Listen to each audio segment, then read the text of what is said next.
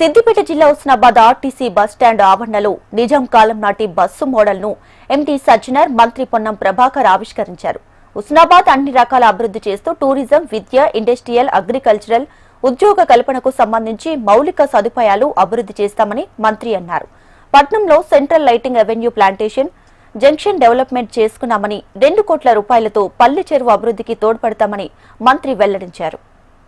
పట్టణంలో బస్టాండ్ పక్కన ఉన్నటువంటి ఖాళీ స్థలం జంక్షన్ అభివృద్ధికి గాను ఆర్టీసీ ఎండీ సజ్జనార్ గారు మరియు ఆర్టీసీ సంస్థలో పనిచేస్తున్న ఉద్యోగులు కలిసి నేను ప్రాతినిధ్యం వహిస్తున్న హుస్నాబాద్ నియోజకవర్గంలో ఒక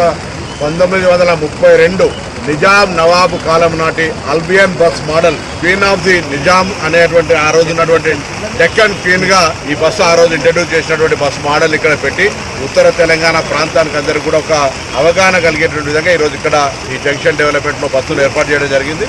ప్రారంభోత్సవానికి చేసిన అధికారులకు, పెద్దలకు అందరికీ ధన్యవాదాలు. హుస్నాబాద్ లో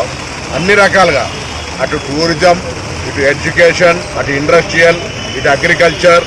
అదేవిధంగా ఎంప్లాయ్మెంట్కి సంబంధించి, ఇన్ఫ్రాస్ట్రక్చర్ సంబంధించి అన్ని రకాలుగా అభివృద్ధి చేసే భాగంగా హుస్నాబాద్లో ఈరోజు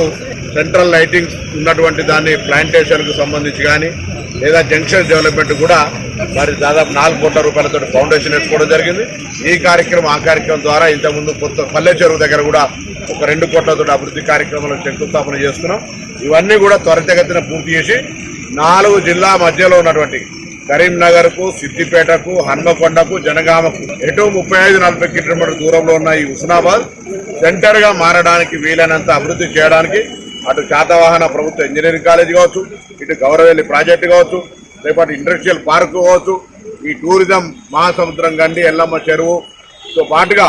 ప్రముఖ దేవాలయ చారిత్రకంగా ఆనాడు సర్వాయి పాపన కట్టిన రేణుక ఎల్లమ్మదేవి టెంపుల్ కావచ్చు, స్వయంభూ పుట్టపల్లి రాజరాజేశ్వర స్వామి టెంపుల్ కావచ్చు, ఇవన్నీ కూడా ఇందులో భాగమై ఈ ప్రాంతం అంతా అభివృద్ధి అయి ఈ ప్రాంత రైతులు అందరూ కూడా అన్ని రకాలుగా బాగుపడాలనే ఆలోచనతో ఈ కార్యక్రమాన్ని కొనసాగుతారు.